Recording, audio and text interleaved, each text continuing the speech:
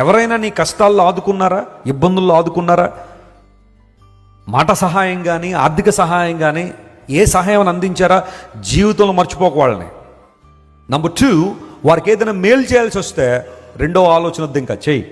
ఎందుకంటే వాళ్ళు ఒకసారి నీకు మేలు చేశారు కాబట్టి తిరిగి మేలు చేయడంలో పొరపడలేదు. మేలు చేసే అవకాశం నీకు ఎప్పుడైనా వస్తే అది మరలా నువ్వేం చేయాలా? ఖచ్చితంగా చెయ్యి.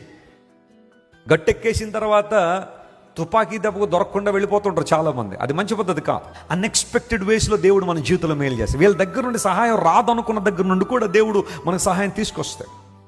వీళ్ళ దగ్గర నుండి మనకు ఫుల్ సపోర్ట్ వచ్చేస్తుంది అన్న వాళ్ళు కొన్నిసార్లు సైలెంట్ అయిపోవచ్చు, నిశ్శబ్దంగా నిలబడతారు నీ ముందు.